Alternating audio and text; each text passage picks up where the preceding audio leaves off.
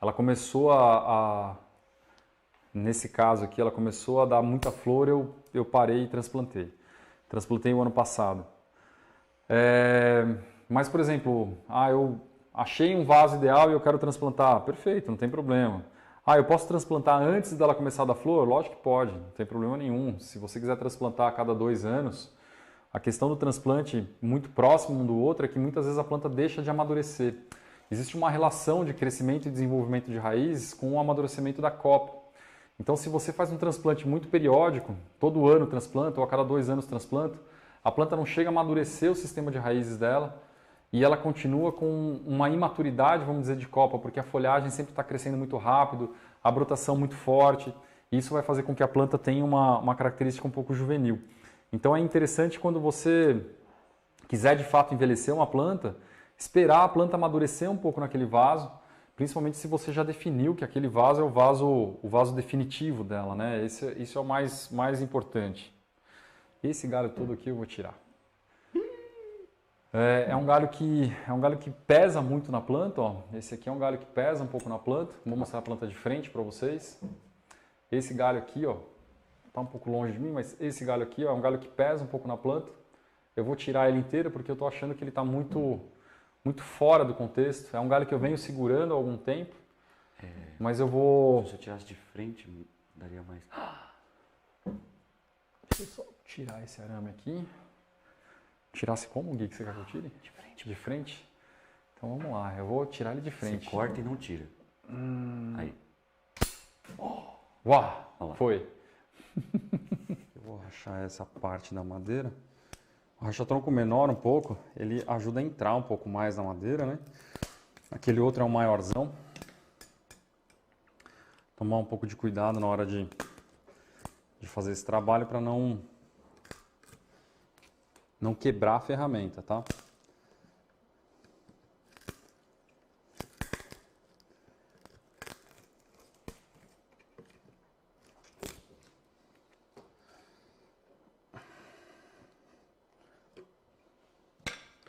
Vamos usar o racha-tronco aqui.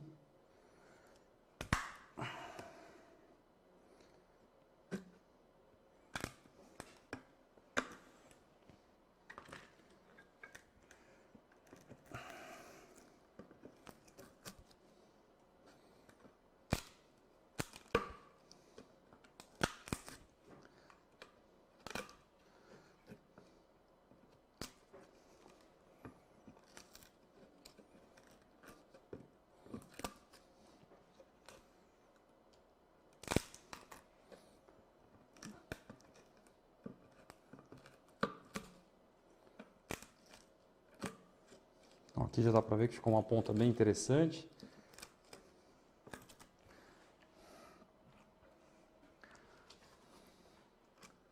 Ó, ficou um tamanho interessante, né? O tamanho do corte aqui, o tamanho da ponta ficou interessante. Depois a gente vai queimar e vai melhorar essa estrutura. Para tirar um pouco esse desenho mais roliço aqui desse tronco, eu vou tirar a fibra aqui um pouco, ó.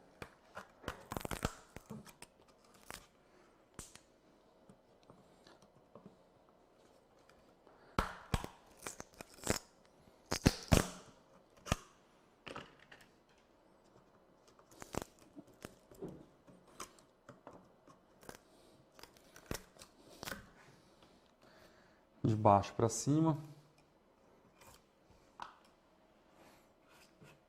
Aqui eu tenho ainda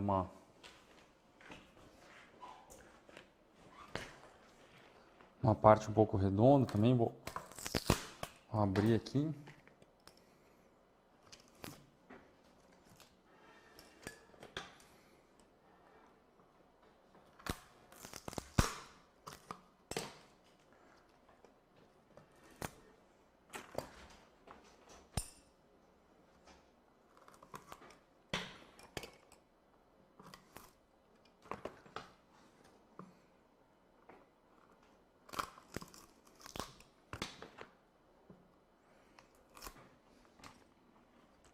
Já dá para ver que está ficando bem mais interessante esse desenho da madeira. vou aramar até as pequenas velas. A ideia aqui é só fazer uma estilização funcional, criar um projeto inicial, para depois a gente desenvolver uma planta com mais refinamento, né? Então a minha ideia não é simplesmente deixá-la 100% refinada. Lógico que assim, ela vai sair daqui com uma cara diferente, né? Eu quero criar um projeto diferente a partir dessa estilização. Mas eu não preciso deixar a planta pronta, refinadinha, com todas as agulhas para cima, tudo impecável. É a primeira aramação dela, sim.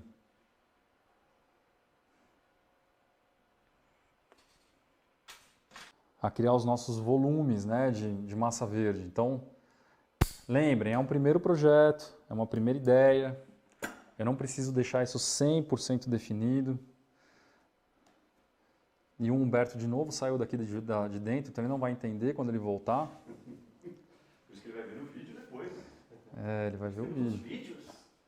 Ele vai ter que ver no vídeo, Gui, porque ele está lá trabalhando, né? A gente estava aqui discutindo, ele fez a pergunta, achei legal, pergunta boa.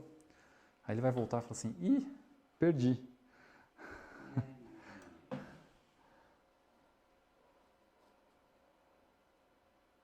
Então aqui, né, ó, eu já vou formando com esse galho de cá, vou formando, vou trazendo, vou compactando.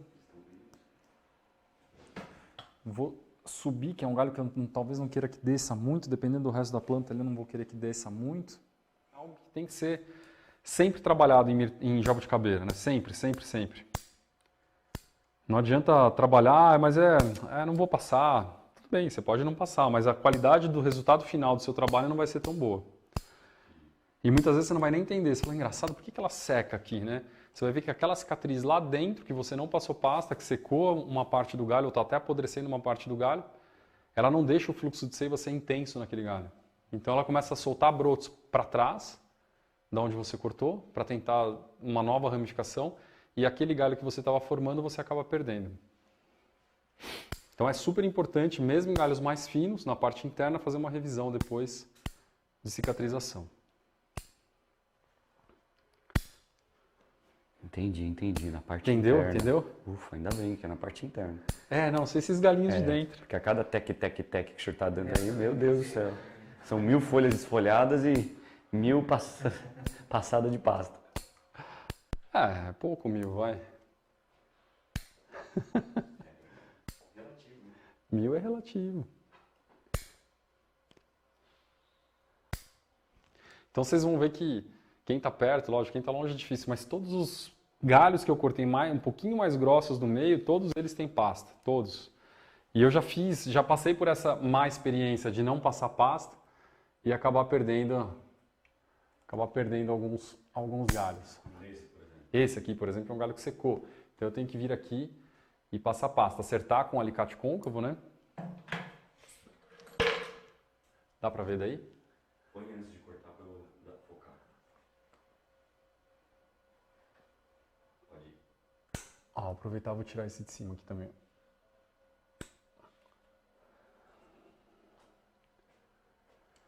Eu poderia passar pasta imediato para não esquecer? Pode passar já. Que é o que eu vou passar aqui, ó. E eu não passo pouca, tá? Eu passo bastante. Ainda mais uma dessa, né? Uma árvore dessa, né? Eu dou uma caprichada mesmo na pasta. Vale a pena economizar? Não vale. Isso foi muito ligeiro, né? Ele filmou a gente fazendo e já mandou aqui. Já mandou no vídeo. A gente está muito evoluído. Mas o Maurício é... Sensacional. Daniel Scorsato, mestre, é possível que a pasta cicatrizante nas raízes prejudique o desenvolvimento de raízes novas nesses pontos? Então, aonde eu vou passar pasta, Dani, eu não quero muito desenvolvimento mais de raiz, né? A ideia dos locais onde eu for passar a pasta é que eu quero que cicatrize bem. Então, eu acho importante deixar esses pontos com pasta, porque, lógico, a pasta segura um pouco, né? Ela sela um pouco e não deixa as raízes se desenvolverem. Mas nesse ponto em específico aqui, eu não quero, na verdade, que as raízes saiam mais. Eu já tenho bastante raiz, eu tenho bastante raiz por baixo. Eu, sinceramente, não achei o parafuso. Procurei ainda o parafuso aqui que eu coloquei, não achei. Talvez a planta tenha engolido o parafuso inteiro. era um parafuso de aço galvanizado e talvez ela tenha engolido já o parafuso inteiro. Então não acredito que isso vá ser um problema para a árvore. E aqui eu já tenho a base, ó, aqui é tudo parte do tronco já. Então qual que é a grande vantagem da gente trabalhar por algum período assim, né? Que se eu for pensar em volume de raízes pelo espaço que eu tenho uma quantidade de raízes boas de desenvolvimento para um Acer KD, né? Que quem já conhece a espécie sabe que essa quantidade de raiz é muito grande até. Numa distância de solo, ó, eu tenho aqui 3 centímetros, né? 2, 3 centímetros de base. Sendo que olha como está a base dela, né? Então ela tem uma condição agora de nebare radial, né? Espalhado por todos os lados aqui. Eu vou girar a planta para vocês verem, ó. Ó, a planta tem, essa aqui seria a frente, provavelmente uma das frentes dela, mas a base dela que eu consegui formar nos últimos anos é muito legal. Então, na verdade, você que está fazendo bonsai, você que gosta da espécie, quer desenvolver, comprou uma planta, às vezes de um produtor, mas você quer dar aquele passo um pouquinho mais além, de correção, de formação, pessoal, é uma técnica muito bacana, é uma técnica que me ajudou muito a formar as árvores que eu tenho hoje. Então, recomendo fortemente que vocês façam. Eu sei que é um pouco trabalhoso essa questão do prato, de buscar, mas é muito gratificante quando a gente vê uma árvore como essa aqui. O Guilherme ele olha para a planta e fala, nossa, como ela desenvolveu. Talvez o Humberto que viu também. Humberto que viu também em 2019, vai ver que tem uma diferença bem grande mesmo. Não é uma planta que... Funciona, né, mestre? Dá resultado. Funciona e assim, lógico que não é uma técnica de produtor, né? Uma técnica, acho que o produtor talvez, não sei, vou até perguntar para o Makoto. O Makoto colocou algumas no prato, mas não sei se é uma técnica prática para o produtor, mas para quem quer comprar uma planta de um produtor e dar um próximo passo, refinar essa planta, desenvolver novas bases, desenvolver um bom nebare, eu acho que é uma técnica interessante, uma técnica que vai ajudar muita gente. Mas o grande objetivo aqui é a drenagem. E lógico, assim, o caco de tijolo ele é um pouco mais leve do que aquele granito moído que a gente trabalha, né? Então o vaso acaba ficando um pouco mais leve. E hoje eu tive a oportunidade de ganhar, a Regina me mandou aqui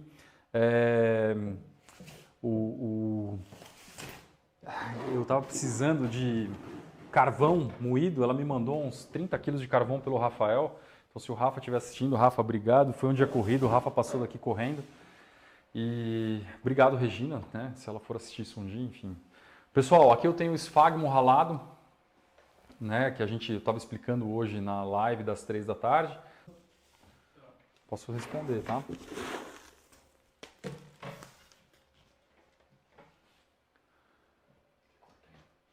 Eu corto. Traz mais uns 3 desse aqui.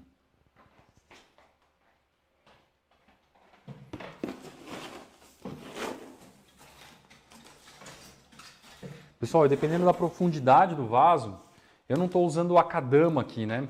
Lá no Japão eles usam muito akadama.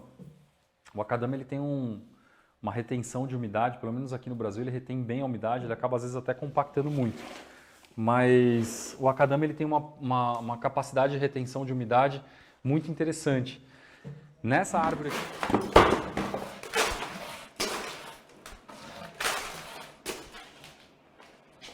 Aê, Will.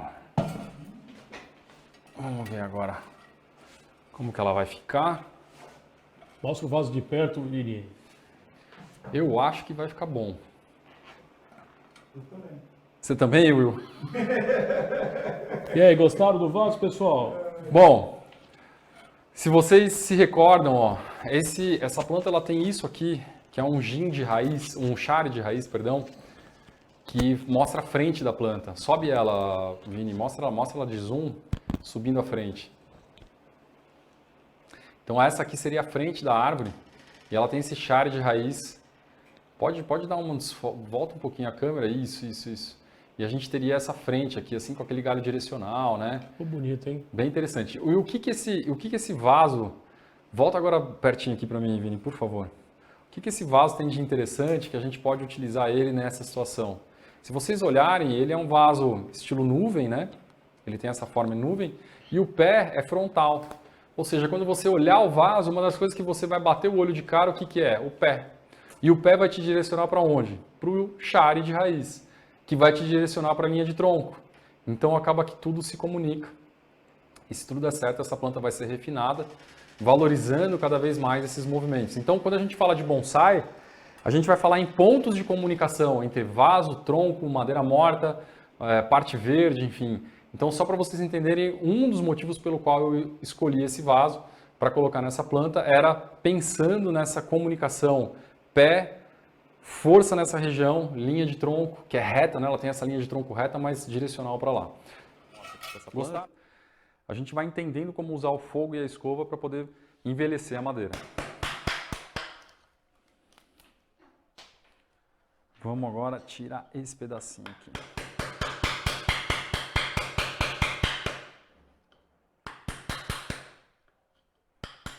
Um martelo de ferro muito forte aqui, eu estrago a base do formão. E isso já aconteceu com esse aqui, então usem sempre madeira, eu acho que é o mais indicado. Então eu levanto, por exemplo, a fibra da madeira, com o alicate eu venho e tiro. Aí venho de novo, fazendo uma forma mais branda, né? Eu levantei, eu ergui a fibra, eu venho e tiro. Normalmente eu forço um pouco mais a queima quando eu tenho ainda uma marca da máquina, né? Então onde eu tenho ainda um pouco de marca de máquina, eu forço um pouco mais a queima. E que nem aqui, ó, eu tenho um pouquinho de marca de máquina ainda, então eu vou carbonizar mais essa madeira para poder ver um pouco mais o veio e nessa primeira escovação já melhorar um pouco essa questão estética. Agora, onde eu tenho as pontas, eu chamusco até chegar no final, né? Onde essa fibrinha ela vai acabar. Isso vai ser interessante, Gui, acho que na quarta-feira que vem a gente já começar a transmissão com esse trabalho, pelo menos desse ponto aqui da madeira pronto, né? Já chamuscado, queimado, e começar são vários pontos, né?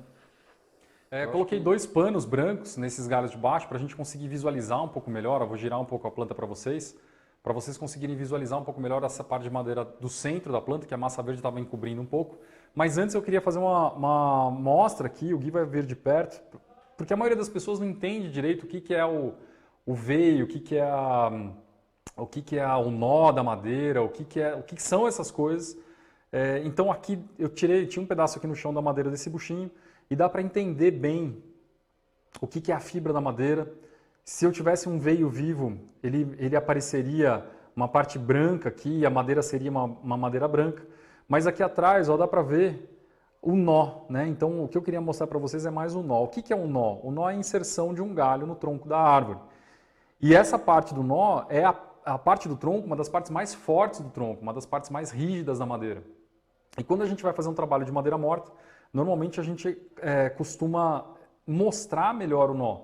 Então, por exemplo, numa madeira como essa aqui, se eu fosse lascar ela, eu poderia pegar um racha-tronco, né, um alicate de racha-tronco, e eu vou tirando as fibras de madeira até a gente chegar próximo ao nó e lascando, né? Quando eu vou lascando, ó, que eu vou quebrando e vou lascando, eu consigo mostrar melhor o desenho da madeira na parte interna junto com os nós, né? Então eu vou afinando e vou mostrando junto com os nós. Então aqui, por exemplo, se fosse um gin, ó, eu afinei o gin e ao mesmo tempo eu deixei ele fino, mas mostrando os nós para mostrar que é uma madeira envelhecida. Então, mas já passa a cauda, na sequência já passa a cauda.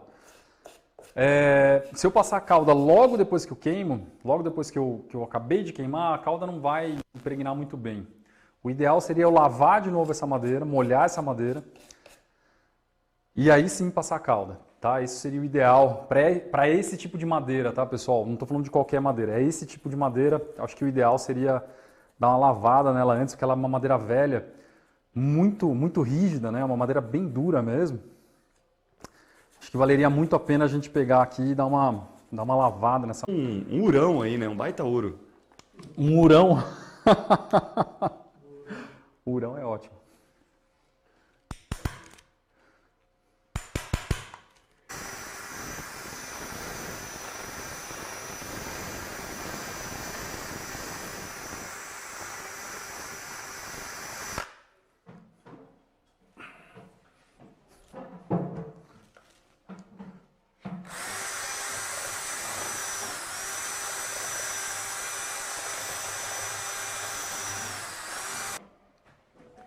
passar uma escova só para a gente poder tirar um pouco da rebarba. Isso também vai ajudar na hora da aplicação da calda. A calda vai absorver melhor pela madeira. Hoje com a Lud aí. Obrigado, Lud, pela participação exclusiva. Mulheres do Bonsai no Estúdio Bocabelo. E a gente está armando também alguns podcasts aqui, né? Vamos ver se vai rolar os podcasts, vai ficar legal. Tá faltando pouco, Gui. Sim, senhor, estamos Zero acompanhando. pergunta aí? Sério. E eu enrolando aqui, não tem nenhuma pergunta, né? Não, ainda não. Só a dona Lindete acabou de mandar um Feliz Natal a todos. Oi? Tropical, Pinheiro, ele pode me inscrever em todos. É verdade. Então vai vir em todas. A Fê tá 100% aqui. Pode deixar aí. Tô de férias. Gui, eu acho Opa, eu gosto desse quando eu acho, quer dizer que tá ali.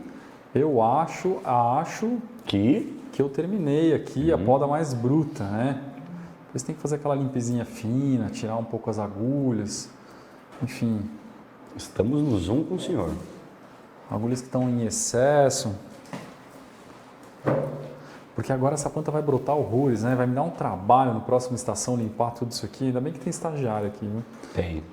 Mas não são todos, né? Então é só... Não, os estagiários que sabem limpar, Isso, é isso aí. Esses mesmos que eu quis dizer. né? Não é qualquer estagiário, não.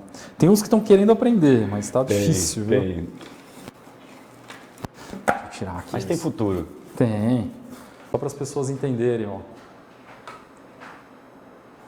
Lógico que aqui a sensação está um pouco de massa verde maior, porque está sobrepondo a parte de trás, mas aqui, ó, a gente tem a mesma quantidade de massa verde do que a planta como um todo. Então, o equilíbrio de massa na planta ficou bem legal. Eu acho que já está bom como poda. Agora seria mais uma limpeza mesmo, tirar aquelas agulhas que estão mais velhas para baixo, enfim.